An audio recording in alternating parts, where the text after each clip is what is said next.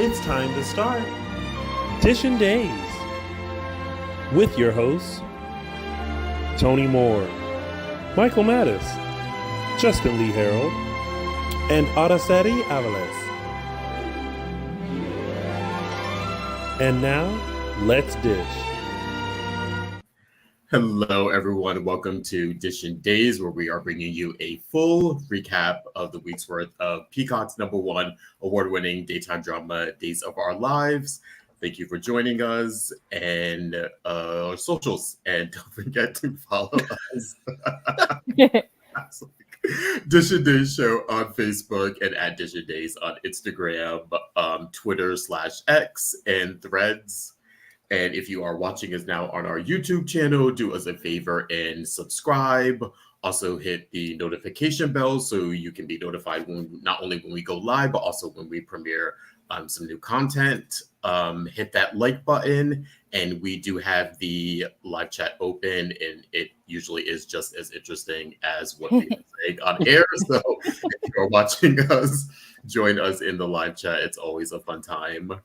And if you are not watching us live, you can listen to us on all streaming platforms at Apple Podcasts, Google Podcasts, Spotify, and iHeartRadio. So check us out there. And it is the perfect season for you to check out our merch and what we have here for not only holiday gifts, but some really great stocking stuffers for the Days and Dishin Days fan in your life. So go check out whether it's a mug or a t-shirt of Meliswan Possessed, Dishin Days, and our logo serving a full dish. So yeah, go check out those and get your hands on some really good holiday merch for the season. Yeah. And our former co-host, James Law Jr., go check out his page, JLJ Media, on YouTube, where he covers Bold and the Beautiful, Young and the Restless, and General Hospital, in addition to his original audio dramas. So go check out all of his content there on JLJ Media. And is that it for church announcements? Did I get through all of them without unscathed? I think so. I know. Yeah, there's socials, YouTube, podcast. James. I'm Araceli, that's Michael, that's Justin. Tony's not here today. Yes, Tony's not here today. He is off at Comic-Con doing some work, so I'm sure he will have some very interesting, fun content for us later on this week. So don't forget to check him out. So, hey, Tony, he might pop into the chat, I'm guessing, at some point. We'll see if he's not hosting anything at the moment. But yeah, initial thoughts before we get started. What did you guys think of this week? Yeah, you know, yeah, it was okay. I feel like it's a lead up week. It was a lead up week, and the pacing, sometimes it's too fast, and then this week it was too slow. Like, I don't know. I just felt like things were kind of dragging a little bit, at least towards the end of the week. But you know, they can't all be winners. You know, can't all be banger week. So, but it was fine. It was fine. Yeah, I actually really liked this week. I was like, as I was going with it, I was like, okay, like I need something to happen, and then like whenever I look at your the recap, Michael, I always look at the outline and I'm like, okay, I actually did like this week. I think we got some, and we'll get into it. We got not like great storyline progression, like we were saying, but I think we got like some interesting like character development stuff that I thought was fun and interesting to talk about. So. Yeah, I didn't dislike this week. It just feels like next week is going to be the point where we like are shooting off a bunch of stuff. Mm-hmm. And then we weren't here last week, but I think that previous week, which we may touch on in some of the stories, I felt like was a really good week. So I feel like we're sort of riding a little bit of a wave here, but yeah, so let's dive right on in. Unfortunately, I do not have the hourglass, but we will try our usual, our syncopated. Flip your giant cup over instead, or if there's something. What was our name that we were going to use for merch? Justin's giant cup. I don't know. something that was cute, but yeah, that was cute. It is now time to start. Dishin Days. that I think that was a pretty good one. Yeah. You never know until you do the playback, and then I never listen to the playback. I listened to it and I think we got it, and then I hear it and it's like 4 different voices all at once. It's like an echo. I know, right? But starting us off, we are starting with our top storyline. The first one we have is, of course, we have baby mama drama. This is the Nicole baby somewhat swap storyline, kind of. The swap-ish. It's swap-ish, yeah, storyline. What did you guys think of this one? I appreciate with this that they're not like dragging it. They don't seem to be at least dragging it out for a year. Like Nicole, they had Nicole realize pretty instantly, like, that's my kid, that's my baby. Instead of like, you know, in the past, it'll be like months before, you know, it kind of clicks that there'll be a feeling or something. But they seem to be kind of being swift with this. Oh, I still think it's gonna drag. Oh, so I don't know. Yeah, see, I would think it would drag, but now that like I'm like, oh, I'm wondering if it's like going to be wrapped up this week. Like they're going to get the DNA test and it's going to be. But then, I don't know. I highly doubt that it's not going to drag. I am bracing myself for a very, maybe not a super long time to conclude this, but I do think it's going to be at least a few months. Oh, really? See, I don't think maybe next week, but I feel like I'm getting the impression like it's not going to last as long as it usually would, or like a storyline like this usually would. Especially because it's a little different than like the traditional baby swap storyline. It's really only one baby we're dealing with here, and one couple has one couple doesn't. This week, I was really surprised. I was glad we got the Nicole, I don't know if it's this week or maybe last week, a little bit of her seeing the baby first and then saying, like, this is my baby. Like, I know my child. Like, I'm not crazy. I like that they stuck with that and they didn't do the, like, from the outside perspective of other characters, they're looking at her of, like, you're dealing with some postpartum here. You're a little off. And then it didn't convince her of that. I thought that's where it was going to go, where she was going to have that feeling, but think she was going crazy or delving into the postpartum. But no, she is on it. Like, I know this is my child. I don't care what anyone says. I know my baby. So I'm glad we're getting that. We're glad we're getting like her persistence and her agency there. Big up to Holly for being the one with like the brains and the ingenuity to be like, you know what? Let's get a DNA test. Let's sort of nip this in the bud. Holly should have been around when Dick Van Dyke in that character came around, because we still don't know if they did DNA test to prove that dude was who he said he was. But Holly was on it. She's like, you know what y'all can do? A DNA test. It's like, oh yeah. I was and yeah, I've this it's kind of awkward. Like, I appreciate that Eric, I guess I was kind of surprised at how willing he was. Yeah, I was too. To go with the DNA test. And I know he tried to tell Sloane, and Sloane, I don't know if she like half heard it or didn't hear it at all because she was distracted. Yeah. But she did say, do whatever you need to do to whatever. So that was kind of the permission. But now yeah, it would, and that scene with Kayla in Kayla's office was just awkward for me. Like, we're like, okay, because she's like, I'm gonna take my baby home, and Eric's like, okay, yeah. I mean, Sloane is going around.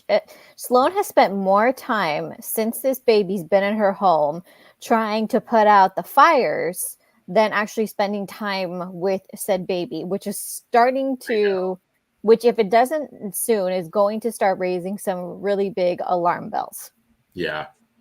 I was thinking that too when she had to run off, and we'll get into the Dimitri Leo side of it, but she kept running off and it was like, girl, have you spent like more than 10 minutes with this baby? Like, have you held him? Have you bonded with him? Have you? Well, we saw her hold him. Yeah, that's right. During the Thanksgiving break, and that baby was like, "You not my mama." Yes, right. And then just, of course, like magically, like calm down when it was in Eric's hands, and you know, yeah. But I agree with you, Michael. I do like the fact that Eric is being really sympathetic to her. I think he can sort of afford to. I think because, and not to say this in a harsh way, but the baby's adopted. So it's like, okay, like from his eyes, it's like, if this makes her feel better, if this makes her sort of deal with her tragedy, like, let's just do it and nip it in the, and this will be healing for her. I actually think he probably thinks he's doing the right thing for and by Nicole by doing it. But I gotta say this, are you guys surprised that it hasn't clicked for anyone else that it could be a possibility that it's her baby? Like, do you know what I mean? Like, we always talk about and it doesn't surprise me because, you know, it's like when they believe someone's dead now. You know what I mean? Like, it's happened so often that these people aren't really dead, and so it's, you know, it maybe should have clicked to at least one other person that maybe, you know, did they ever see, like, and this is kind of morbid, but did they ever see, like, you know, did anyone see this dead baby? No. Right. Not that we know of.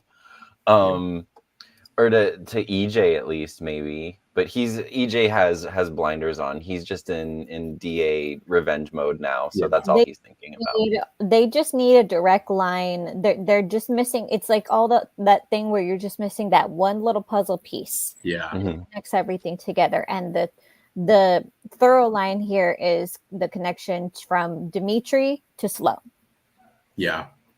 Whoever gets that first wins the prize. Wins the baby. And I feel like I thought they were, it's funny because they mentioned it maybe last week and then this week, and I thought they were gonna like lie and do a little bit of a cover, but it doesn't seem like they're doing that when especially Dimitri came in and he was like, listen, Nicole's baby was born on the same day that your adopted baby was born. Like, how stupid do you think I am? But I feel like they're moving forward with that. I think Eric mentioned that this week too. But I was under the impression they were the whole point of Miranda, or not, is it Miranda? Melinda keeping the baby was so that they would throw off the dates. Like, that's what I thought the whole thing was. And I feel like they're like leaning into the fact that they were both born at the same time, as opposed to, because you know what I mean? Like, I thought her point was, I'm going to keep the baby for a few days and then show up with the baby.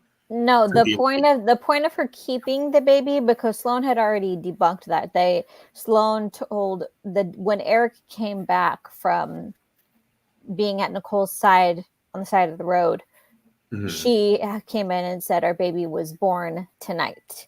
That's whole point of Melinda keeping him was to bump up the cover, which is that unless you have like an arrangement where you're by the birth mother's side when she gives birth and blah, blah, blah. If it's a closed adoption, then typically there's like a little bit of a waiting period where the birth mother is allowed to like say her goodbyes to the child. Okay. I forgot that she had said that to Eric, because I was going along with the like, oh no, my baby wasn't born at the same time as Nicole's. It was born 2 days later, or it was born 3 days later, and we just got like, I thought that was going to be like, that would have been smarter. Yeah, right. Yeah. This was kind of a sloppy operation here to begin with, but you know. Yeah. But we are seeing now Dimitri is back, so he didn't get on the sub, and he kind of hid out, which is nice to see Peter Forte, because we weren't sure if he was like going to be on the sub and taking a break, or if we were going to see him. So I'm glad that he did it, but it now complicates things. He is now back in Salem, and he put 2 and 2 together, of course, as he would, and he now has sort of Sloan in his hand, kind of. Dimitri is not a good guy, but I have to say, Dimitri and Leo are probably my favorite couple right now, just because it's like look, everybody is a diehard John and Marlena fan. We all know that they are the super couple, and above them is Doug and Julie. But I'm talking in terms of like couples that have been like most recent couples. I'm talking about like the couples that got together this year that have stability and everything. It seems like Leo and Dimitri have, amongst all of the new couples that we saw this year, probably the most stability, which is so wacky considering how they got together. But the fact that Leo was willing to go to prison for Dimitri, that Dimitri has taken his get out of jail free card and he's thrown it in his mother's face. He's here. He's gonna fight. He's not only gonna fight for Leo, he's gonna take his place. Mhm. That to me is like, no, they're in love. They are in True love. they have You're true the love, as one wacky as they I are. love. You know, there is somebody for everybody. So Yeah. I when that look from me, it's just that they were laying it on so thick, like in their scenes when they were in that hotel room and honey bun, and I feel like once they became a couple, Dimitri, like the Dimitri we saw this week, that's the Dimitri I like. Yeah. But when he was almost like he dumbed down when he and Leo were together. Not dumbed down. It's like it's your honeymoon phase when you first get together and everything is sweet. Not 10 years down the line when you're married and you're like don't like the person half the time. No, I kind of see what you're saying. It's like they neutered him a little bit in order to, like, they sort of have to make him a little palatable to the audience, so he's not running around kidnapping people and or murdering people and if it's trying to take over the world. And if it's genuinely also, we don't know Dimitri's history. Maybe this is his first time really being in love. That maybe it's just like that new side to him that even he didn't know existed. Yeah. Yeah, I'm with you though. I actually really do like them as a couple, and I like the progression of their relationship to like something serious now. And I like that Leo didn't turn on him when Jada sort of came in and gave him the offer of, I can get you out of this, but you need to sort of give up Dimitri, and he refused. I was sort of I thought he would refuse, but I was sort of waiting that there might be a catch there. So I was a little surprised that he refused and didn't. And did it sort of like Dimitri was in the closet. Entertain it. Dimitri was in the closet before he came to Salem. I guess kinda ish. Well, at least his mother or family will say. Yeah, I think he was probably like out publicly amongst friends, maybe amongst social circles, but probably not out to his family, or maybe he just didn't bring it up. They're just, like, if you just you don't ask, don't tell. Yeah, you could just not bring it up. Yeah, definitely not his first guy. No. He's very well versed in that. Yeah, but it's just nice to have some as wacky as they are, as batshit crazy as this whole storyline is, at least their insertion into it. Like, we've done baby storylines before, but then their insertion into it is kind of nutty. That it's nice to see a couple stick up for each other. I guess that's something to be grateful for. Yeah. One thing I will say with Dimitri, I was a little surprised about is when he was initially talking with Sloane, and he says something to the effect of like, I don't care if you keep the baby. Like, I don't, like, he acknowledged that it was EJ and Nicole's, but he was like, I don't give a shit, basically. Like, you can keep the baby. Like, it doesn't have anything to do with me. I won't like snitch on you. Just get Leo out. And I thought that was a little weird, because I feel like in the past they've shown him to have a little bit more loyalty to the Demirs, even though we know he's not close to them. So I was a little surprised about that part of it, where, because ideally he could have gotten Leo off by turning Sloane in, essentially. That would have gotten Leo off, and he chose not to do that. He chose to go the other route and just say, hey, you can keep the baby, I don't give a shit, but get my man off, essentially. Get out of trouble, which I thought was kind of interesting. That was surprising to me. I wasn't that surprised, though I now see the logic in your argument, but I wasn't surprised that he told her that she could just keep the baby, because he doesn't have any loyalty. He has maybe a little bit of loyalty to his mother, and now we know full loyalty to Leo, but he has no allegiance to the Demirs. Yeah, I guess so. I just thought, like, I don't know. It's one thing to like be part of like a baby cover up. That's, you know, it's a little different than like, I want your shares of Demir, or you know. Oh no, but that to me is the core Dimitri, Dimitri that doesn't care, that only cares about himself and his wants and his needs. Yeah. Yeah, it's just, it was interesting now that, like you said, when you spell it out, it's like he could have easily turned Sloan in essentially and got Leo off and did accomplish his goal that way. But yeah, he didn't. So now we have him turning himself in. Is this what we're going to get, though? Like a Dimitri in jail? Do you think we're going to get him in Statesville? As in, this is his goodbye and this is his break, or do you think there's more to this side of it? Oh no, I don't. I think there's going to be more. Break. Yeah, no one's taking a break. I don't think so either. I think that it's. Yeah, I don't think so. There's no like this murder charge, like the like EJ's doing it just to stick it to Leo. But when they were saying like the baby was alive when it was brought to the hospital, like it died in the hospital. It's not Leo's. Or I guess maybe it's Dimitri's fault a little bit. He was the one driving, but I don't know. We'll see.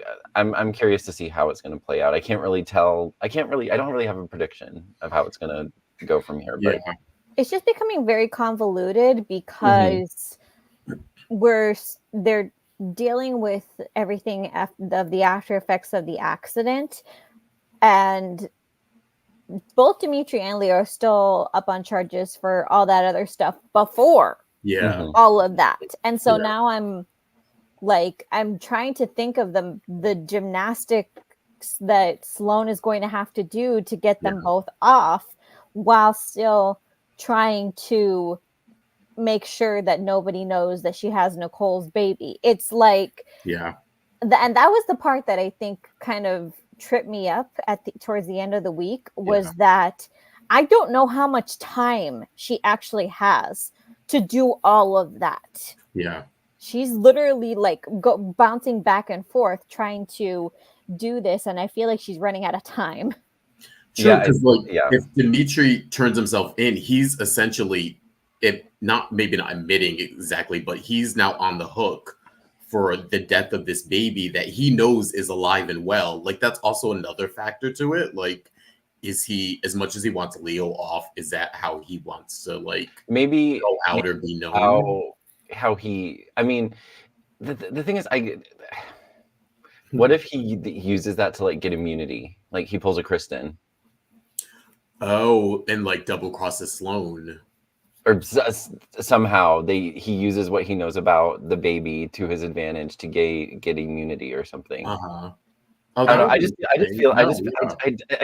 don't feel like it's gonna be a long time before it's revealed that this is Nicole's baby. I can't see them doing this much long. I can't see them dragging it out much longer. It's just very confusing. So and it is you use the right word, convoluted, because it's like I almost need Tony's 2 + 2 = 4, 4 + 4 = 8. I need his chart here, but because there's also the side to it of even if it's Nicole's baby, we still have the secret of Eric is still the father. And it's like, will that come out with this, or will that still be a separate thing that will come out later? Do you know what I mean? So like, that part. So that'll be the story that they're raising this baby as EJ's when really it's Eric's. Yeah. And so, but then there's just a lot of what ifs, and like I said, there's so much. It's so convoluted. I can't really predict a track for it. I just don't. But I will. What I keep saying, I just don't think it's going to be long before they figure out it's Nicole's baby. Yeah. Well, we have this like DNA test looming now, which I don't know about you guys. Were you expecting Sloan to like show up earlier on that part to like, because I'm thinking, okay, they're going to do the DNA test. Kayla's doing it. She's saying it's going to be done like an hour or so, whatever. If she had known, she has no idea. But as I'm saying, Sloan wasn't anywhere in sight. I thought what was going to happen was Sloan was going to show up there at that point, and then the wheels were going to turn for her to like switch it. But now she's dealing with this Dimitri Leo situation. She's distracted, Does she get there in time to do something? Because otherwise, the truth is going to be out then immediately when she does this test. I mean, we'll see. I couldn't tell you at this point. It's like that's my thing. It's like I'm reaching the point where I'm not gonna predict anything because there's literally I was trying to like do the math and like how quickly is are things moving? And they're moving too fast for me to even. The chat room seems to think that it's going to turn out that Nicole grabbed EJ's toothbrush and not her. That would be smart. So, but why would that be smart? On the writer's part. On the writer's part. Oh, sorry. I was like, if that's the bait and switch, that I'm like, okay, all right, that was a little clever right there. Negative. It's not Nicole and not EJ's because Eric's the father. Mm-hmm. Yeah. Mm-hmm. That seems like a weird, like, absent-minded thing to do. I mean, to like grab. Well, yeah, I know. I mean, I guess so, but yeah. I know what my toothbrush is. I just know because we sit ours next to each other, so I know which one. Oh, so I also have my name on mine. So yeah, just don't make them the same color, and you're fine. Yeah, but I feel like it was a pink toothbrush. I can't see EJ using a pink toothbrush. That's what I was like, yeah, I don't know. But that would be the way to drag this out. That would be the way to drag it out. If Nicole accidentally grabbed the wrong toothbrush, there's no genetic link between EJ and the baby. The test will show there's no genetic link between Nicole and the baby because it's not her toothbrush. And then that's how they'll kind of sunset it for now. And I guess I'm just wondering if she would. I mean, she would notice it was like, I don't know. I feel like that would have to come up in order for the audience to know. And then if it does come up, that would also raise a suspicion of like, well, why doesn't EJ's DNA match the baby? Like, you know what I mean? Like, there has to be like a follow through with that. Yeah, I don't know. But yeah, I feel like we're gonna get some sort of answer unless Sloane in the final hour comes in and works her magic. That I feel like we're gonna get some sort of reveal. It may not be the reveal that it's Eric's baby. It may be a reveal that it's just Nicole's baby. And then we think we're going under the guise of the original plan was Nicole and EJ moving forward with this baby. But yeah, we'll see. Did we cover we got Holly, we got Leo, Dimitri, we got Sloane, we had, we didn't talk about the doctor. The doctor's like a wild card too, though. The doctor that Melinda has hired. Yeah, I mean, we haven't seen the doctor in a bit, so that's another angle that could be. No, he was this week when he told them about the baby's cremated accidentally. That was last week. No, I thought it wasn't this week. It wasn't. No. It was probably the week of Thanksgiving. That was the Thanksgiving week. Okay, no, but we saw him this week extorting Melinda. No, that was last week. You sure? I'm positive. Because I was wide awake last week. You're sure? I'm positive. Okay.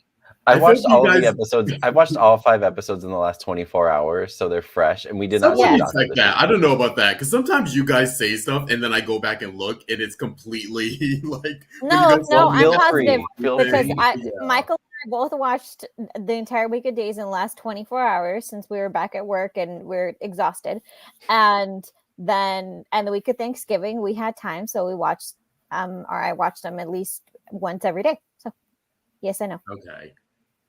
All right, if you say so. I feel like he was on this week. At least the Melinda stuff was this week, but okay. I mean, then again, I told my niece yesterday, you didn't tell me you were going to be this in your school play, and then she screenshotted our conversation where she told me, and I'm like, well, damn. Well, shit. Okay. Yeah. That was our storyline. So we have a lot of players. A lot of stuff happening. Week. Yeah. No idea where it's going, but we'll see. Yeah. So that was that storyline. Next up, we have this one, Messy Mess, and this is the Everett, Stephanie, Chad, and now Xander storyline. Oh my god. So where are we with? Chad, you are not good at being bad. Just don't try to be somebody you're not, because it'll blow up in your face. And I was like, all someone has to do. So I'm trying to remember. Can we go back to the conversation that Chad and Gwen had on the phone? Was Chad up front with her about what he was trying to do?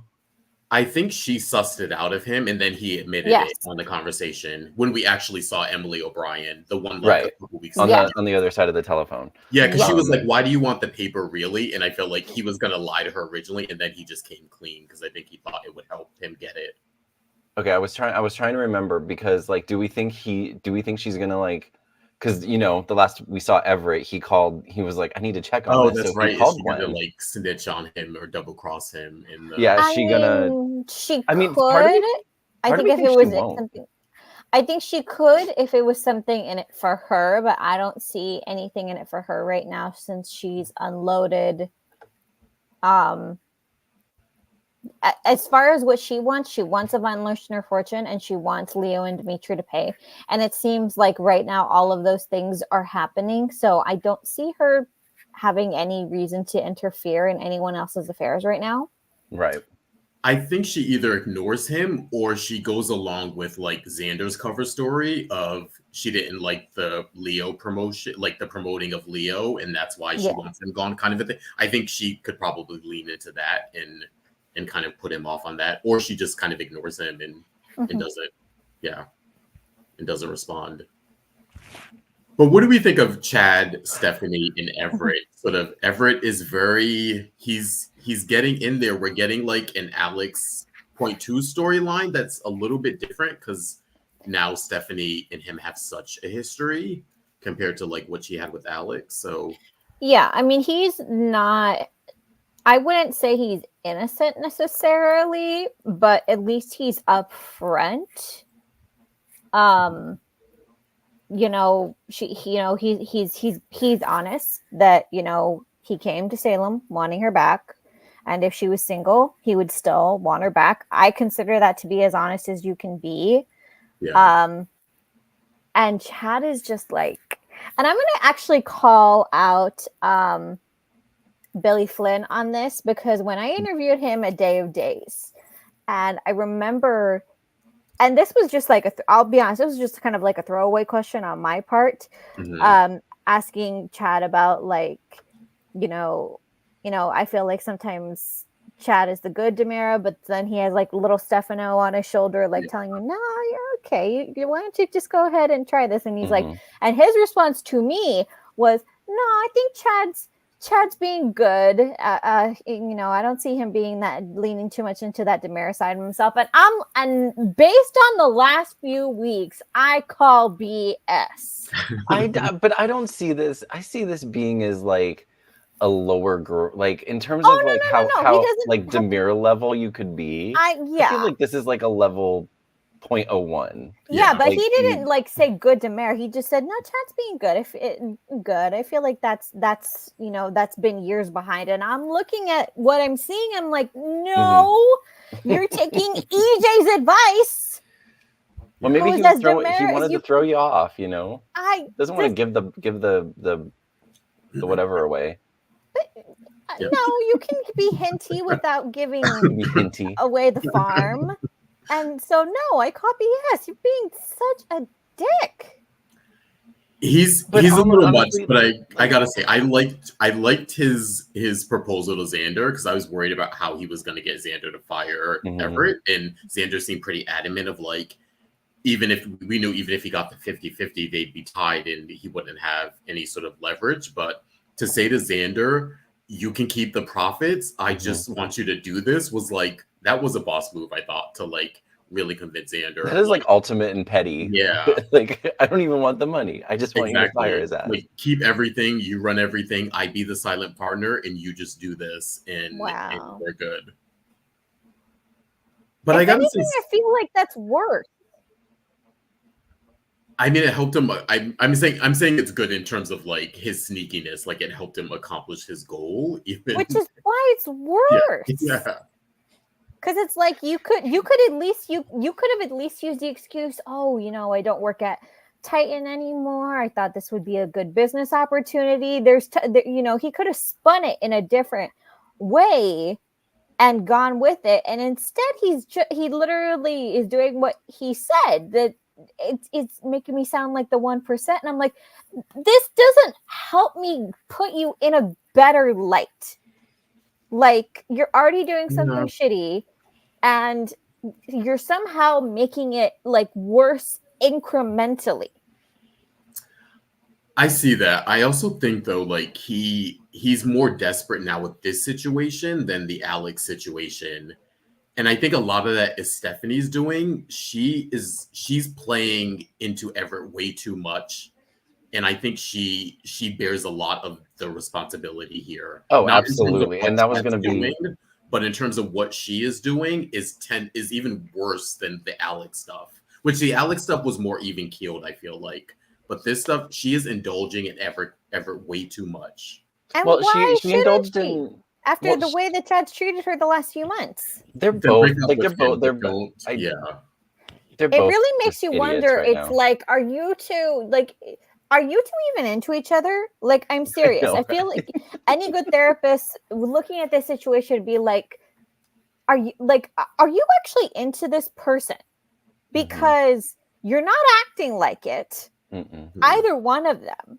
No. You know, so like what are you doing? What are you actually fighting for here? Because I'm not seeing much. That's kind of what watching it this week. I'm just like, what is this relationship? Like, it's just one. And you're right. Stephanie indulged. I feel like Stephanie indulged in Alex a little bit too much, but then she plays. You know, it's never her fault. You know what I mean? She is always like. She's always the innocent one in her mind. And it's always, you know, Chad being the bad guy. Now in this, Chad's going a little too far this time. Yeah. But yeah, that's my biggest issue is like Stephanie's, I don't want to say, she's not blameless here. Yeah, exactly.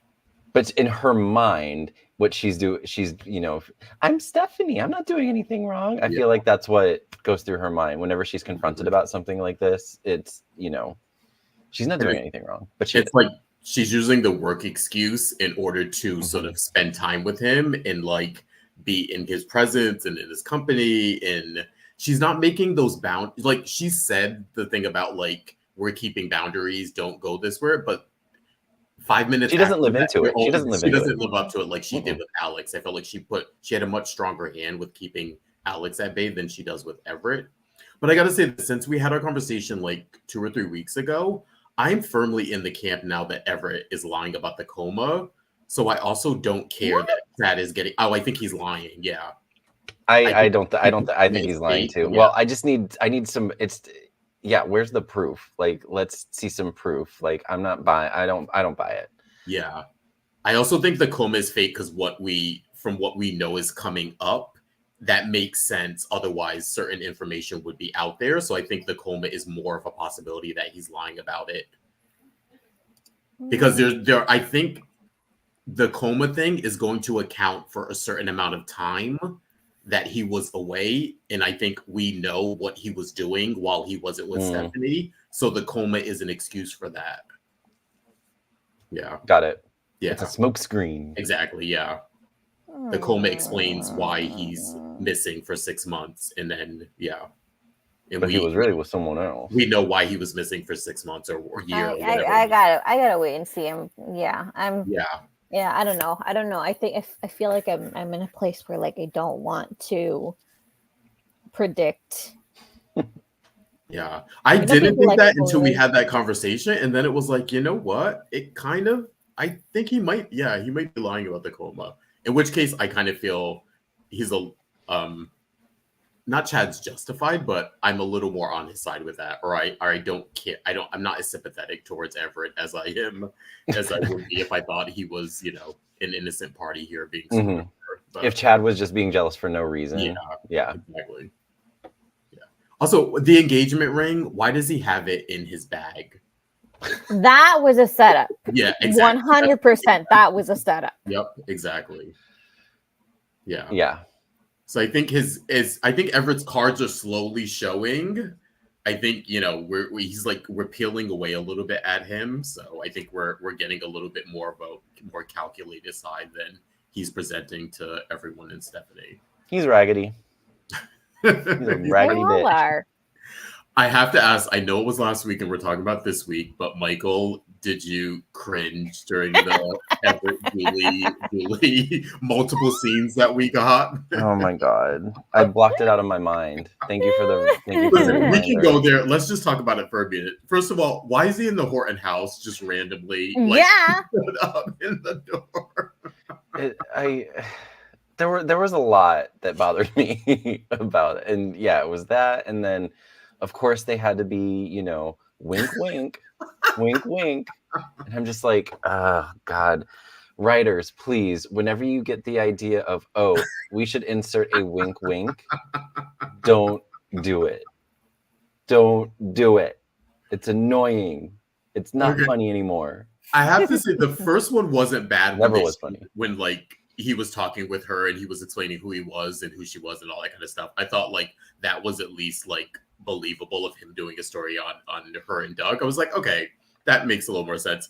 It wasn't until the second one when Chad and Stephanie came in and Chad was like, what are you doing here? You know Julie? And then he said oh yeah, we know each other from past lives. And that was like the wink wink. And I was like, okay, that's the one Michael is pulling his hair out at. I was like, the first one wasn't so bad, but that one was that took the cake. The chat room's with me on this. I hate no wink winks. I don't mind them. I gotta say, I don't mind them. They're just okay. So you're not supposed to acknowledge stuff like that. If you want us to buy a different actor, or if you want us to buy an actor in a new role that played another role for a long time, you don't mention it. You don't wink to it. Jesus, it's I don't know why it's like I feel like now I'm wondering if that's why they bring these actors in as new roles so they can do that. Like that's their intention. That's the whole intention. To piss me off. Yeah. No. Whatever. I'll get over it. But I know, like I agree with you. Sometimes they're a little bit more subtle, which I like when they're slightly more subtle. But no, I don't remember them doing this when Josh Taylor came on as Roman. Oh, wait, yeah. Because you know why? Because they didn't. You mean like 30 years ago? Huh? No, way back in the day when they brought Josh Taylor in as Roman. I know, like 30 years ago. Oh, 30. I thought you said 3 days ago. No, I thought you said 30 years ago. 30 years ago. No, they didn't do that wink wink. That's true. There was none of that. Like it was like, okay, we're making this guy is Roman now. Yeah. He's not Chris Kostachek anymore. We're not going to mention Chris Kostachek.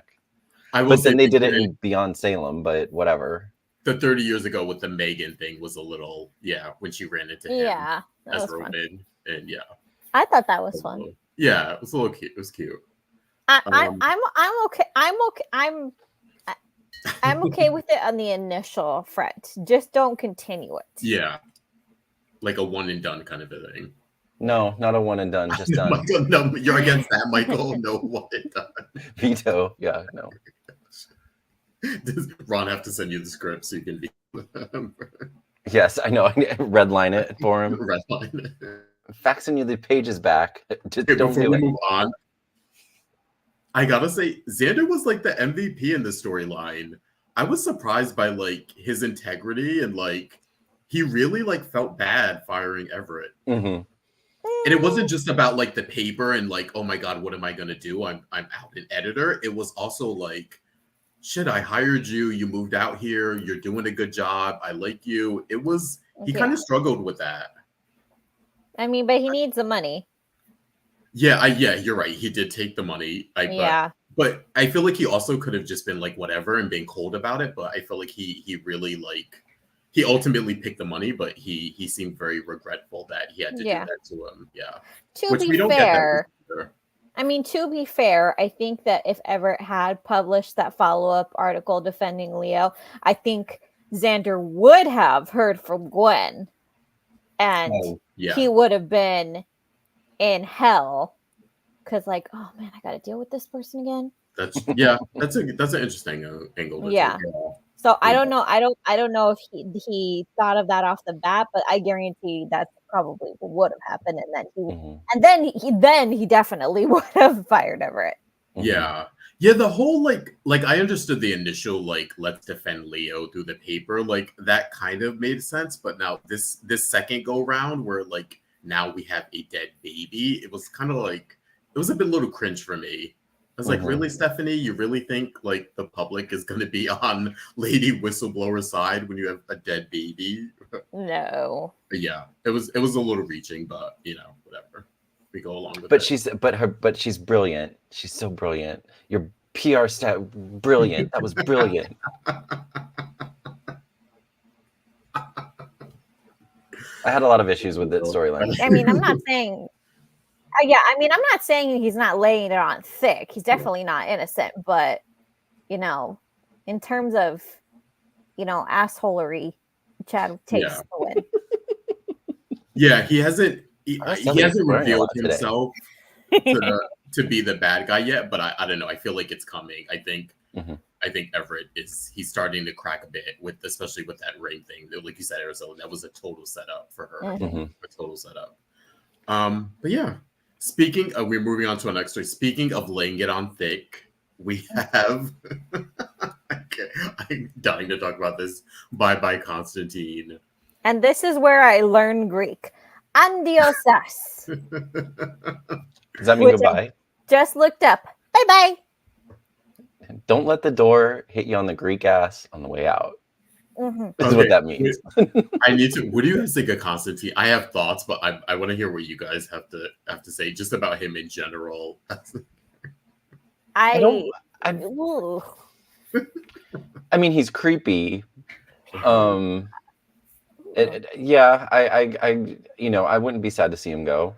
I'm also no longer here for the accent. I have to tell you, this, I don't know what it is about this storyline or this. First of all, this actor is kicking ass. I love him.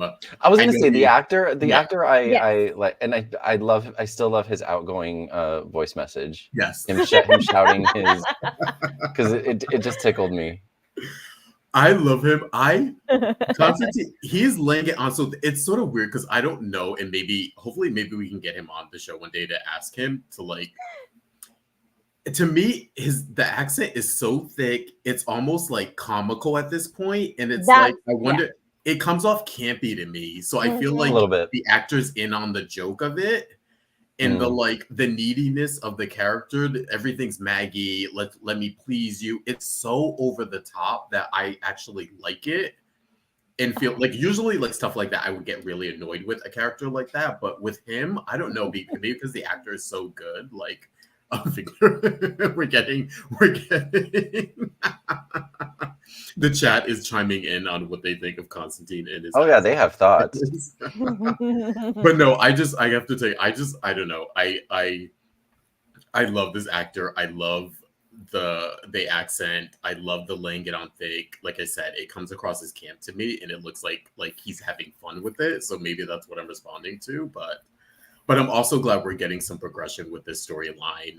At some point this week, I was also thinking before we got the reveal of what Maggie, her decision was at the end, I was like, please, Maggie, don't tell me you're falling for this. Don't tell me come on. Like you can only this guy. You can only listen to this guy as like he has an excuse for, when he's caught in something and he, when someone's caught in something over and over and over again and they just have to continuously talk their way out of it. Like, and Maggie's not a dumb woman. We know she's like still in mourning for Victor and maybe a little bit vulnerable. But yeah, I felt like what Maggie's decision made complete sense. Yeah, and I was like, thank you, Maggie. I'm so glad it turned out that way. I was fearful we were gonna get a thing where Maggie turned to Steve and was like, I trust Constantine. I did. So I'm glad that she listened to him. I'm glad that Steve was forthright and like came over and was like, this is what he's doing, this is the deal. Like I like that interaction between the three of them. So what did you think of? I'm over it. I'm over the accent. I'm over it like the way that this every time he's in a scene with Maggie, I just get the creeps. It's just like, oh no, I'm done. Yeah. I'm done. And I give it to, and it's just every step of the way he's been smarmy and yucky. Yeah, exactly. And I can at least give it to Teresa that she's playing Alex the right way. Yeah. Like, I don't have to condone her behavior to say that she's actually doing very, very well. Mm-hmm. Because it really is playing the long game, which is how you're supposed to do it. Yeah. We also get the impression that Teresa, what we know from beforehand, and again, her fascination or interest in him can be heightened by the money and power, but we also know that she was attracted to him beforehand and that she does like the guy. So it's different. I think with Constantine and Maggie, I think if they had skewed this plot a little bit more, that he was actually falling for her, but we don't get any of that. We just get straight vengeance. This is just a typical vengeance storyline, which I think it'd be a little bit easier to swallow if we felt like he was falling for Maggie, I guess. Yeah. It's icky. And with Teresa, it's really about like she genuinely likes Alex. She genuinely thinks that Alex makes the better heir apparent. You know, this is not just I don't think, you know, everybody thinks like that she's a gold digger. I don't think that it's about just money for her. Like, because it's always been about more than that for Teresa. It's been about stability and security. Yeah. And also being able to have fun at the same time. Yeah. And Teresa's made her own money before. Yeah, the money thing's always weird because, like, for those who remember, like, Shane and Kim are very wealthy. They're very wealthy people. Teresa would have grown up a very wealthy child, even if even despite the strife that she may have had with her parents growing up or into adulthood. So it always, I think sometimes they sort of like put that to the side a lot of times with her, where, you know, she ever needs money or something like that. It's always like, you're from a wealthy family, like you would have access to money or a trust fund or things like that. Yeah, and when she went after Brady, it was never about the money. She genuinely liked Brady. Yeah, but she does always. But it does get with factor, though. With Teresa, for me, it just seems like she always wants to win. Yeah, and it's always very self-serving. Yeah. Oh no, it is. But I'm just saying that in her case, it's not purely about the money. And as far as scheming goes, you know, she has it's multi-layered and it's playing the long game, and that's why she's such a good schemer. And this is probably the biggest doozy she's ever done. So yeah. I do like in the beginning where it seemed like they sort of played this up a little bit more. We haven't heard about it recently, where she kind of wanted to protect the legacy of Titan in the family for Tate. And I feel like because we haven't gotten like Teresa and Tate scenes, that angle of it hasn't been played up. I think in addition to liking Alex, in addition to being self-serving, there's also the part that she just really hates Xander. And a lot of this is despite Xander, and to like still stick him, which is like, you know what, Teresa, you accuse the man of rape and send him to jail. Like, I mean, like, you leave Xander. Her hands aren't clean when it comes to Xander. Oh, no. But here's the part where I feel like Emily O'Brien shines as Teresa, but because when she already got the chance to play off her chemistry with both Alex and Xander, that it transfers so well when she plays Teresa. I feel like the chemistry is so there. The hate with Xander and the passion with Alex, it's just built in already, which is great. This is the first time I'm not necessarily sure that Jen Lilly would have been able to pull off the same, because she had not worked with Robert Scott Wilson. Yeah. Oh, interesting. So I didn't, and so when they had those scenes together, when Jen Lilly came back to reprise the role, I didn't feel it. I didn't feel the chemistry there. That's a good point. I didn't even think of it. Yeah, because you obviously see the the Gwen Xander side of it when she's playing it, or I say honestly, sometimes I'm at that point now where I don't think of it, which is a good thing. Yeah, exactly. Yeah. But it adds, like you said, it adds another layer to it that even is probably subconscious too, of like them being at each other's throats. That is a nice, interesting way to play it. Yeah, I know. I think with her mannerisms and everything, that Emily O'Brien has been successful in taking over the role. This is just the first time I would say definitively that I don't think that the chemistry would have worked very well with Jen Lilly and Robert Scott Wilson. Mm-hmm. I didn't see it in those scenes that they had, those few scenes that they had. So I don't think that it would have worked out as well. But I do think there is a misstep to not have grown son on the scene in town, and we hear about their Thanksgiving. That's a Thanksgiving I would have liked to have seen. Right? Yeah. Can I have that Thanksgiving scene? It is instead of the Horton house. Yeah, and on the subject of Tate, I feel like Holly and Tate were brought in to be like, next gen. Yeah. And they're barely on. Like, I feel like we've barely seen them. They're barely like, on Holly, with their parents.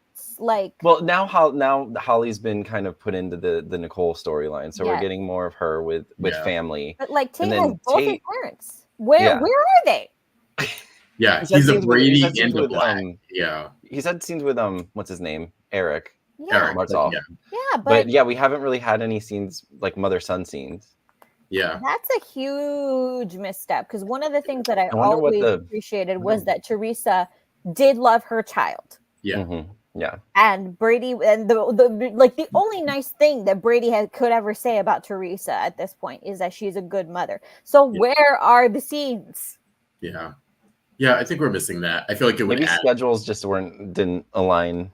I don't know. Misstep. It might add a layer to Teresa's sort of underhandedness and wanting Titan and all that kind of stuff. But missed opportunity. Yeah. So is that it for that storyline? Are we wrapping up? Yes, pretty much. We're wrapping. So we'll see Constantine. We'll see if does he worm his way back into Maggie's good graces, or does he somehow work with Teresa now? Because now his goal was to get money, right? Yeah. And he's getting money from Maggie. Kind of. But not as much as I think that's probably small potatoes to what. Because when I was like, oh, so he's getting what he wants, what would be the point of him coming back?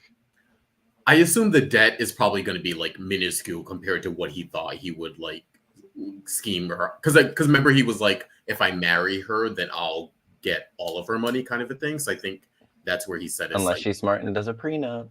Well, yeah. or God forbid he's planning on killing her after they marry. Like, oh God, get that Dateline, in a Dateliner. Listen. We don't know. We don't put it past him. Oh, please don't say that. I heard a commercial the other day, and I actually couldn't believe it.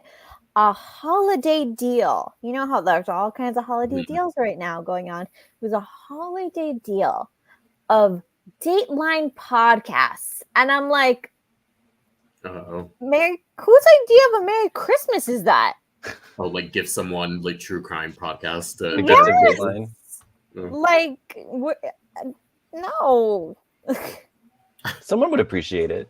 Yeah, that doesn't not surprise my me. idea of a Merry Christmas. Well, that about wraps up our major storylines. Before we go to our tidbits, we just want to remind you about our YouTube page and follow us on social media. Dishin Days on Facebook, at Dishin Days on Instagram, Twitter /X, and Threads, and subscribe to our YouTube channel. Hit that like button, leave us a comment, and you can listen to us on all major streaming platforms: Apple Podcasts, Google Podcasts, Spotify, and buy our merch. At iHeartRadio as well, and buy our merch at dishindays.threadless.com. And again, follow our former co-host JLJ, James Lott Jr. at JLJ Media on YouTube. So tidbits, we are starting with our favorites. What are they doing? This is the Ava, Stefan, Jada, and Harris storyline. Do we love Stefan's inclusion into this now? Does this add an interesting layer or no? Does this make this storyline not more for me? I Nothing, actually no offense to Brandon Barish, but no. I'm actually okay with it because it gives Stefan something to do other than whine about Demara shares because that became tiresome 6 months ago. Yeah. True. So I'm glad it gives him something else to do. And I actually do like the idea of Ava working with someone who's not going to rape her. Yeah, that was a weird. So yeah, that's a bonus for me. Yeah. I'm with you. I actually like Stefan in the storyline. I was getting sick of the whole I didn't want his storyline to only be moping about Gabby and screaming at EJ. So I'm glad that he's getting something else to do. I also like him with Ava, the juxtaposition now of he was with her when he was Jake and now he's not Jake, now he's Stefan, and what that will be. Interesting if they go a triangle route there, maybe. Oh no. But this is what I think Michael Mattis will appreciate is that they didn't bring that up because I was waiting for it. Oh, you were waiting for Well, they didn't do a wink, wink, but he acknowledged the relationship. Yeah, he acknowledged it, but it wasn't. It wasn't. But wink, it was like briefly acknowledge the fact and then shove it away. Yeah, but see that wouldn't bother me. That didn't bother me.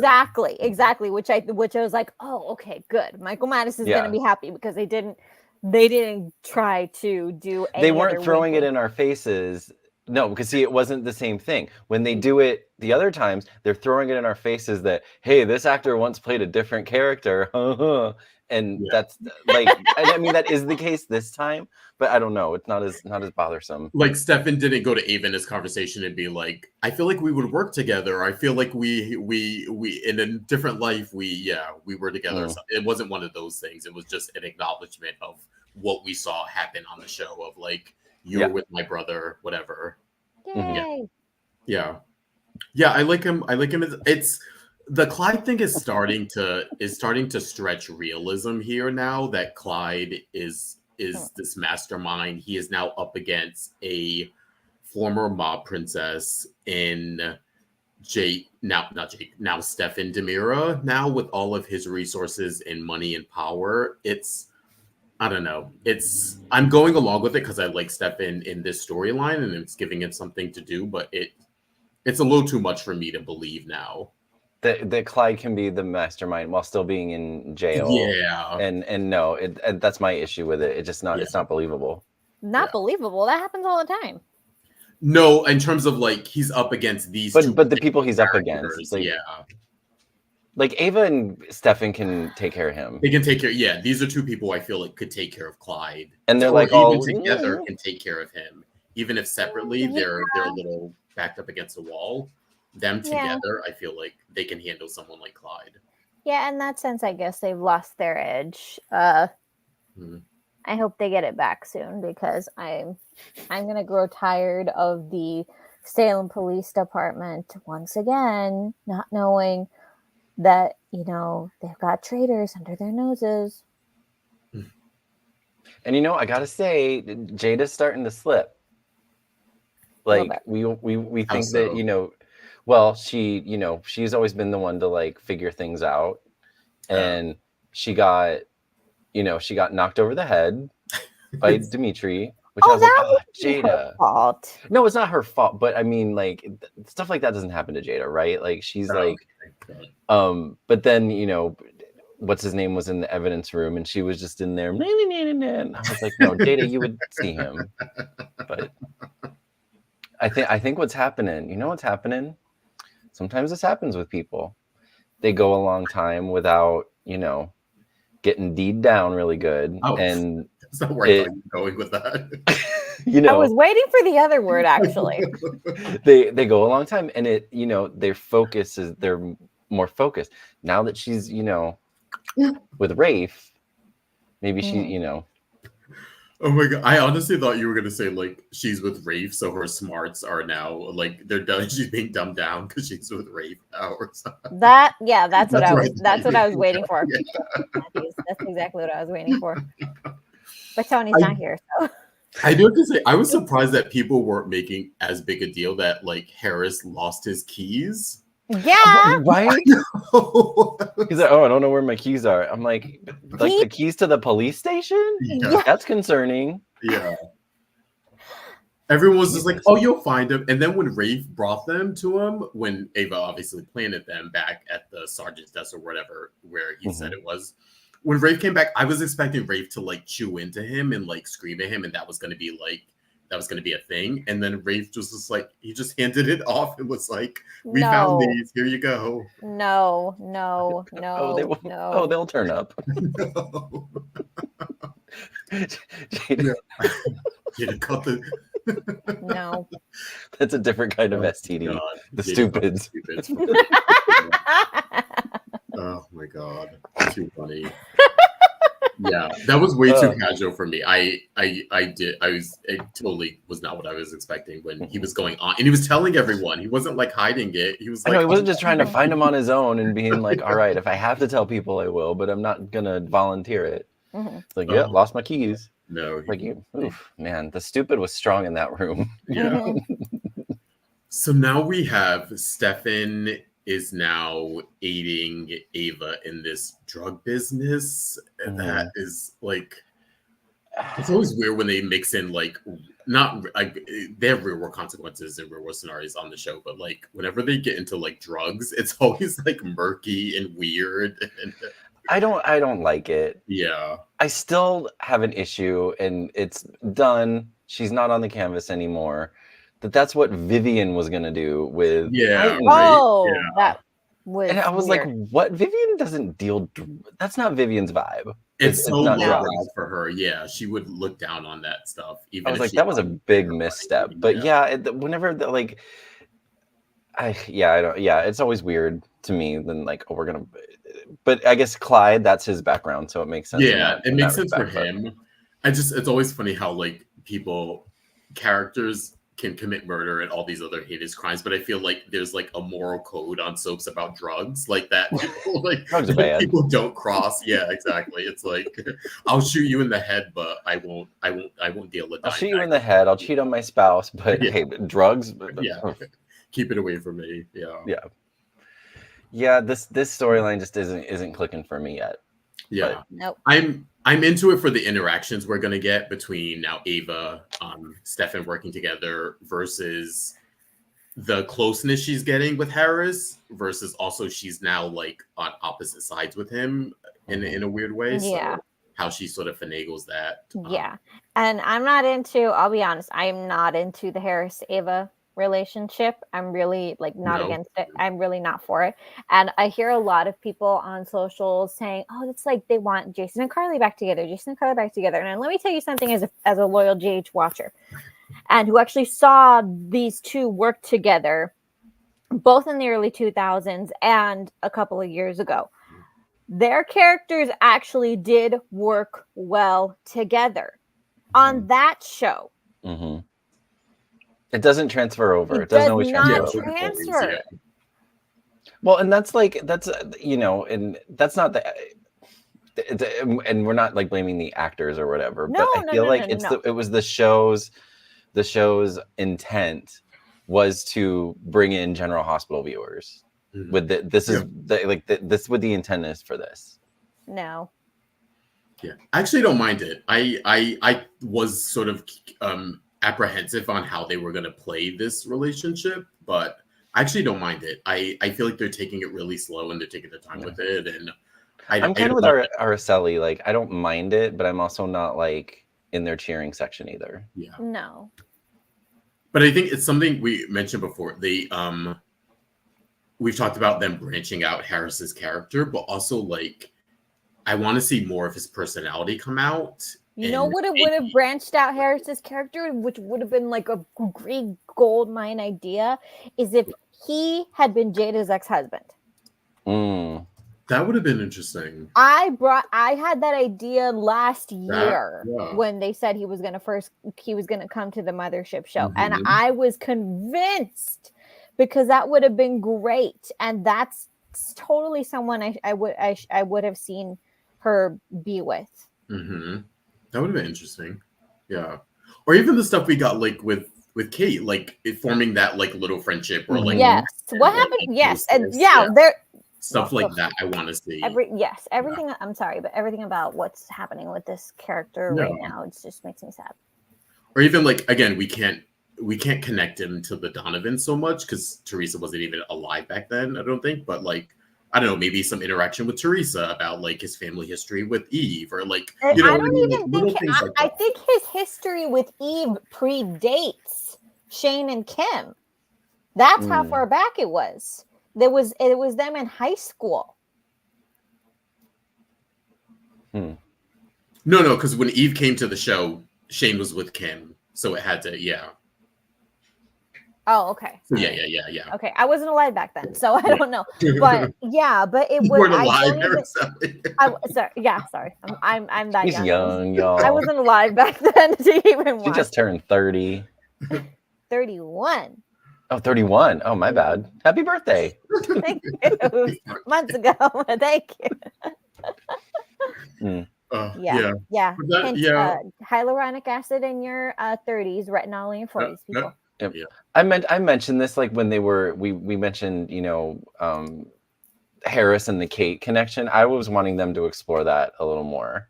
Yeah. Like give Kate, maybe give Kate a little bit of an edge somehow, like which they kind of did because she was like, I want you to kill the bitch. Yeah. But I was kind of looking forward to more of that, but Kate's nowhere to be found now. So apparently we can't have nice things. Apparently and mind you, I hate when people say this on Twitter, but I think it's just because it's overused. This is a 1 time a week podcast, so I can say that.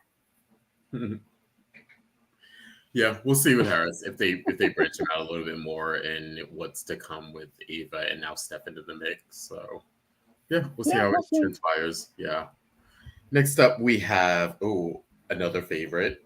She's still crushing. This is the Johnny, Holly, Chanel, and Tate.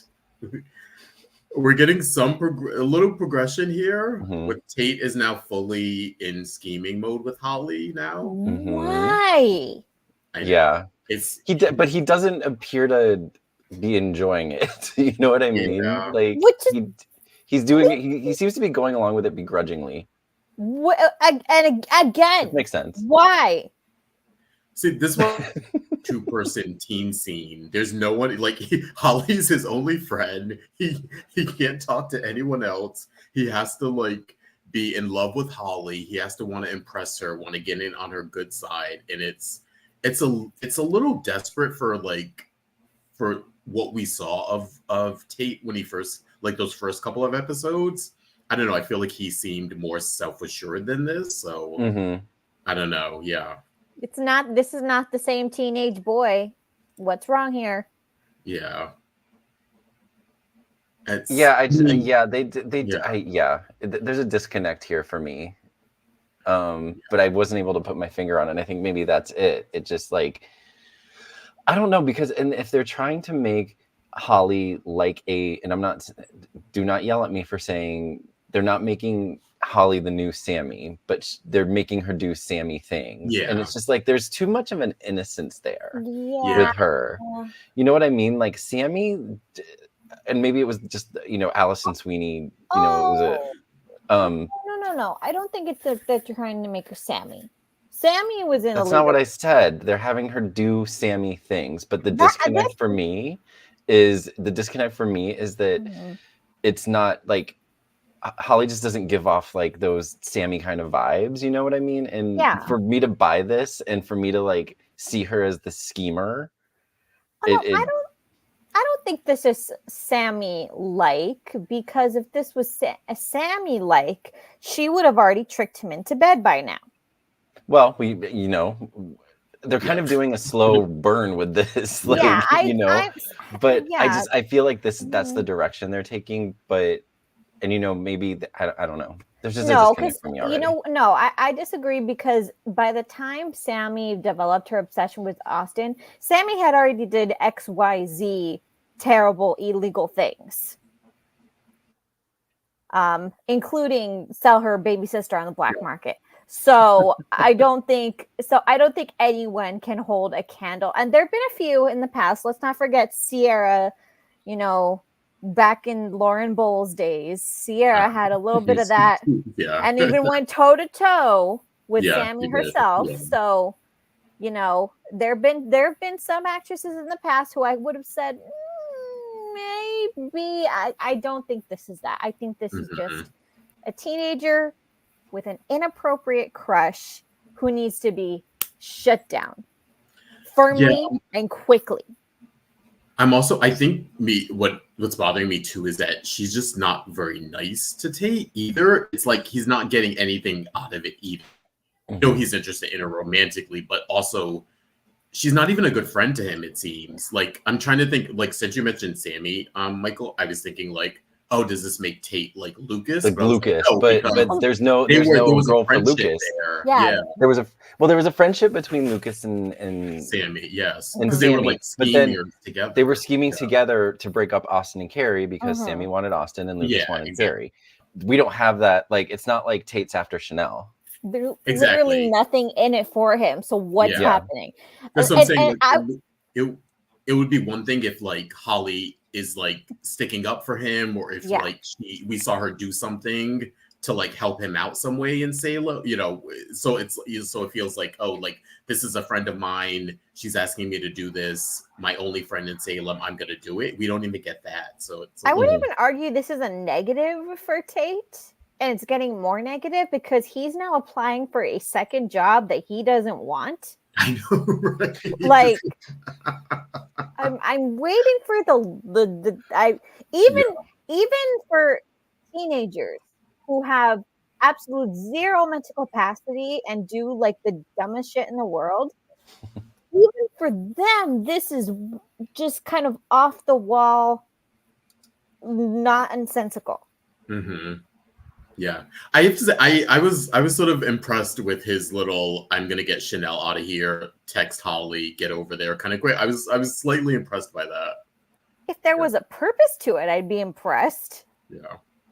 Oh yeah. Well, for some reason despite the fact that Holly, he's doing this to help Holly essentially be with someone else, even though he has romantic interest in Holly. Maybe don't explain it exactly. Make it, yes. 2 + 2 does not equal 4 in this situation. No. Yeah. So we will see. I like the fact that Chanel is clued in and she's trying to get Johnny to be clued in. So I like that they're not playing it like either one of them is. He's a little oblivious, but also it makes more sense for him to be oblivious. Friendship bracelet. Yeah. Also, too, I feel like he genuinely looks at her as a little sister, though. So, like that, it's not like she's, Oh, friendship bracelet. Family. Yeah. We are not a Swiftie concert, people. Oh. It was cute. It's her. She's a 15, 16-year-old teenager trying to, impress the older guy. Honestly, probably the best thing. This is what she has to offer, okay? The best thing that I could say about what Holly has to offer right now was the sweater that she was wearing. I haven't seen a sweater with that many bows that I actually thought, oh, that's cute, in a very long time. Usually it's tacky. That was very chic. Yeah, so we'll see. I don't know. I feel like for this to go forward, we're going to need to be endeared to Holly a little bit more than we are for like, even if we're not on her side, we want to at least enjoy watching her sort of scheme a little bit. And that was one thing with Sammy. Like, even if we were against what Sammy's doing, we always liked watching Allison Sweeney as Sammy scheme, even if we were never knew what she was going to do next. It was interesting. There was a good balance there, but yeah, we'll see with Holly. She's still sort of getting started, so we'll see. Yeah. That about wraps up, our mains and tidbits review before we move on to our segments. And again, Tony is not here today, so there is No 3 Snaps Award, but we are moving on to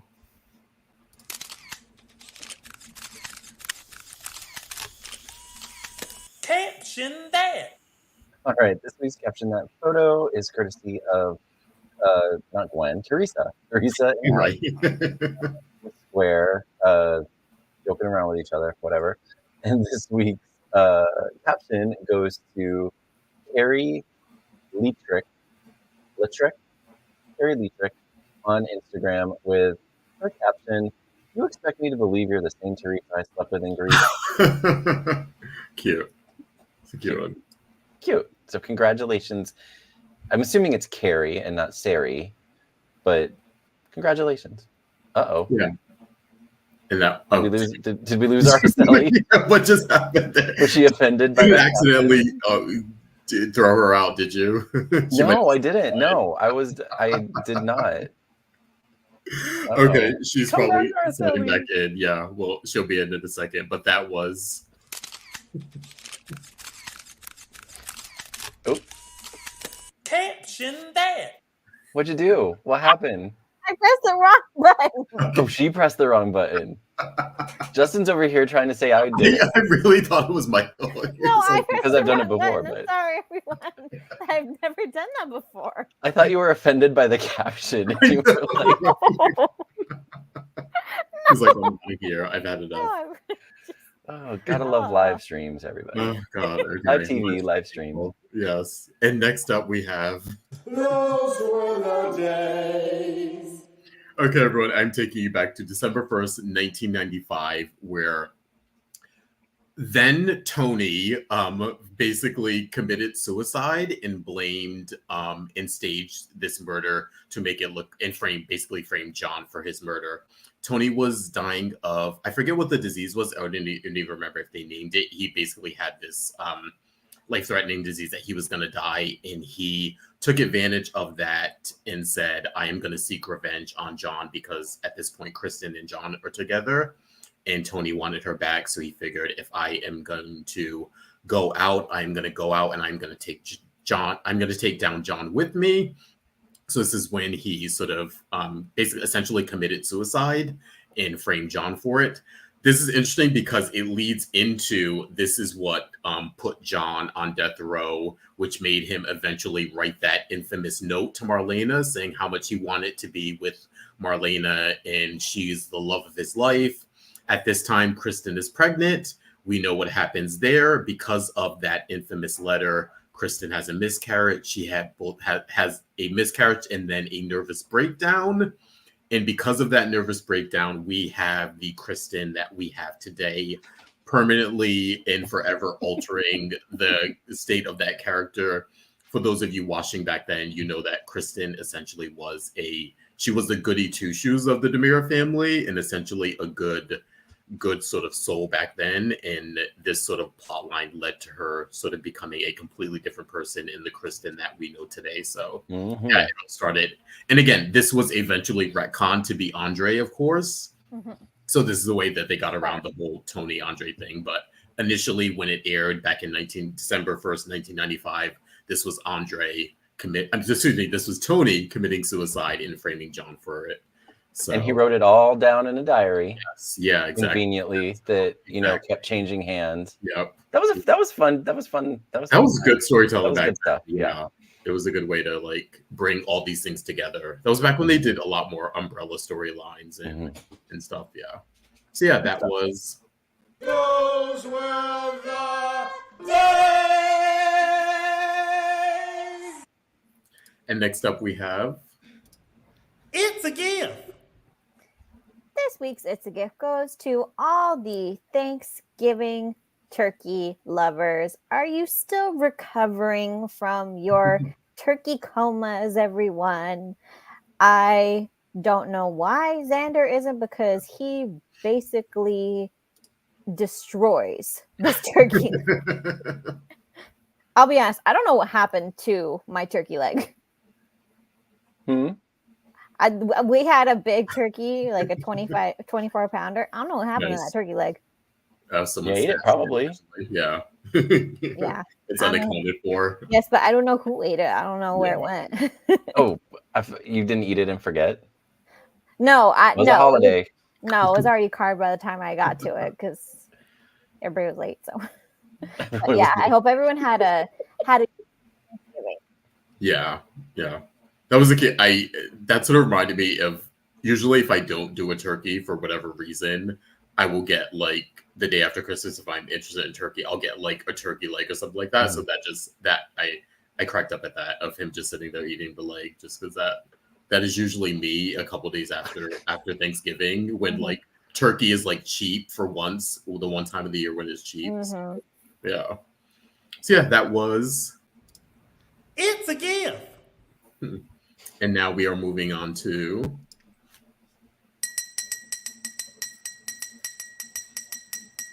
News and gossip.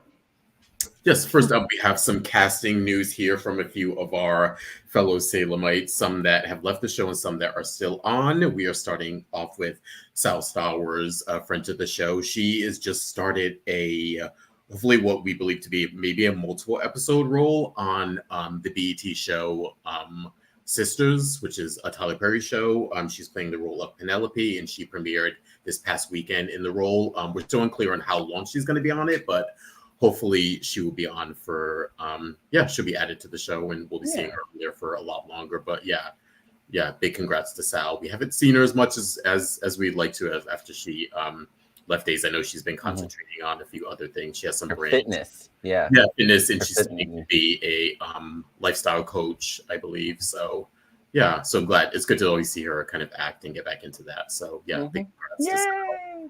Yeah. Next up, we have Eileen Davidson, just speaking of Kristen, as we just talked about that plot line. This was when she was in her element, in her bread and butter. She is doing a new Netflix holiday movie called Holiday in the Vineyards, and that one is premiering on December 13th. So check that out on Netflix. Yeah, it'd be interesting. We don't get to see Eileen outside of, usually, I mean, she gets busy. She's so busy with soaps, whether it's Days or Beyond Salem, or is it Young and the Restless she's on? Young and the Restless. Yeah. She's on, Yeah, Actually, we don't get to see her a lot of sort of outside of that realm. So yeah, definitely check that out. Again, Holiday in the Vineyards, December 13th on Netflix. And last but not least, our very own Dimitri, Mr. Peter Porte. He is starring in another Christmas movie, romantic Christmas movie. This one called You'll Tie the Knot. This one's interesting because he's also, in addition to being a star, he's also a producer on this. And there was a little bit of a story here. They actually started to do this during COVID. It got shut down. They tried to bring it back. There were a bunch of different hiccups during the last 3 years, but they finally got to be able to make the movie, and it is coming out. And it's actually premiering on, I don't know if you guys have heard of this. It's called Up TV. Yeah, I'm not very familiar with this one, but yeah, it's premiering on Up TV. It's actually premiering tonight, and you can go check out information at app.uptv.com. So please go check out Peter Porte, and this is not only starring it, again, he produced this, so it's a big labor of love for him. And if you look at the credits up there, reunites him with his one Barbara Jean. Yes. Melissa Peterson. Lovely Melissa Peterman. I'm sure he had a hand in casting and getting her in the movie too. So they're good friends. They're like, have you seen? They're on each other's Instagrams like all the time. They're like besties. Yeah. Yes. Yeah. It's like between her friendship with him and then her friendship with Reba, I'm like, all about like Melissa Peterman has the best life. Yeah. So go check a Reba reboot right here.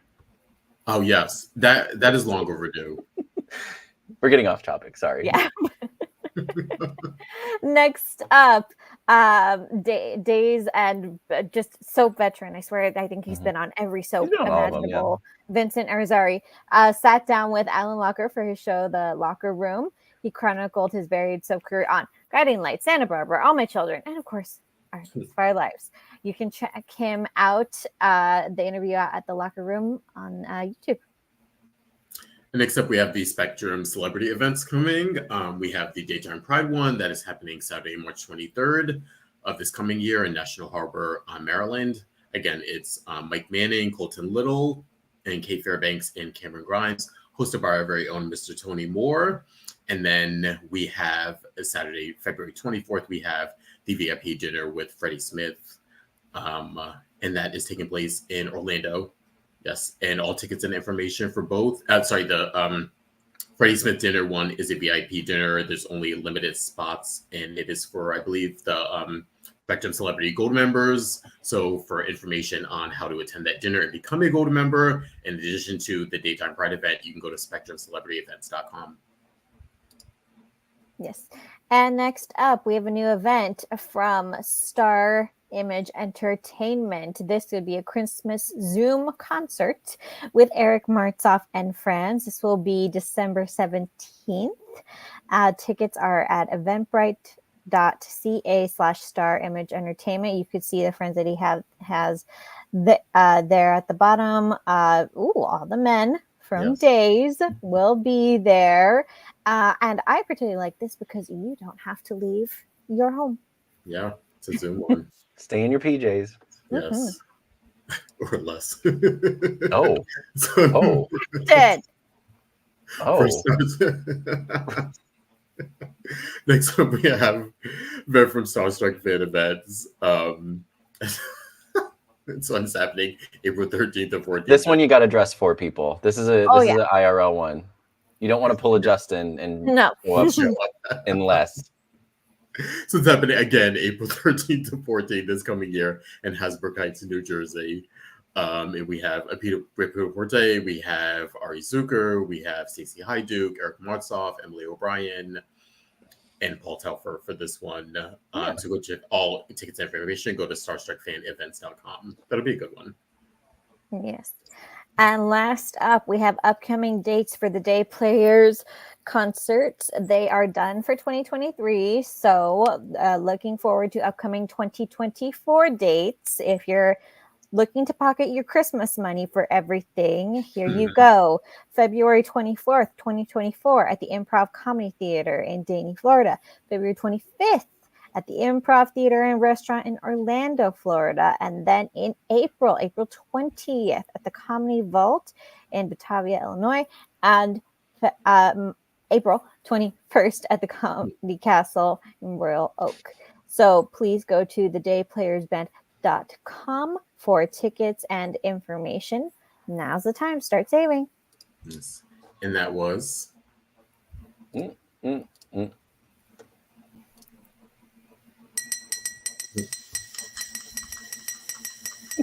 News and gossip. And next up, we have a preview of this week's coming events for Days of Our Lives. Let's take a look. Want to help me decorate? 'Tis the season. I have a feeling this is going to be the best Christmas ever.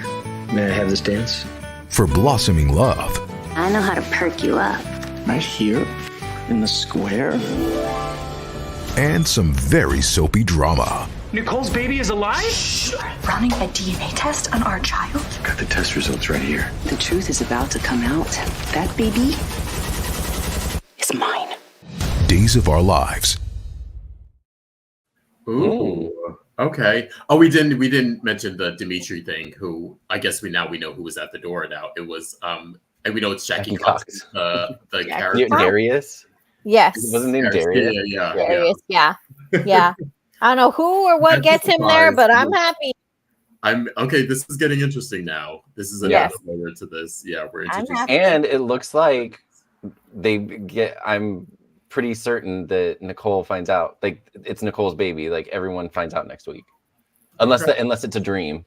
Yeah, I don't buy it. Or Sloan pulled a Hail Mary somehow, and it can't be that easy. I don't buy it. I don't know. Sloan's pulled too much. Like she has to fail at some point. Yeah.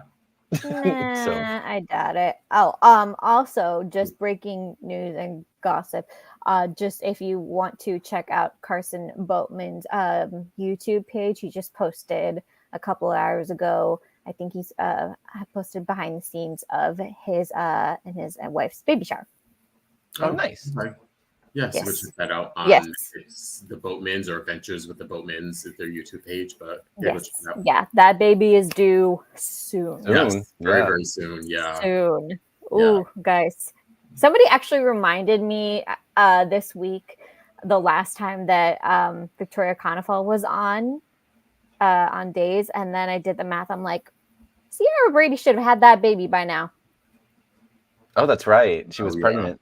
Yeah, I did the math, and I was like, she should have had that child by now. Where's the mention? We'll probably get a mention soon. But I guess because the Bradys are no longer on, because we can't have nice things, we can't, get a mention. So, Santa, I have some Christmas wishes. Listen, we got her baby, we got Chelsea's baby. We got Brady babies happening in the new year, I guess. Yes. Yeah. That's what we should do. Oh, I'm going to propose this right now. Let's do, for our last episode, we should do Santa, these are my day's Christmas wishes. Okay. A way to wrap up the year. Yeah. And that about wraps up our show. Ladies and gentlemen, thanks for joining us as we covered this week. We are going to go into socials and where you can find everyone. Michael Mattis. You can find me on Instagram and Twitter /X at MLMattis. You can find me on Instagram at Justin Lee Hareld. You can find me on Instagram and Twitter, because I refuse to call X, at Twitter at TA323 Araceli. You can find all of us at Dishin Days, Dishin Days Show on Facebook, at Dishin Days again on Instagram, Twitter /X, and Threads.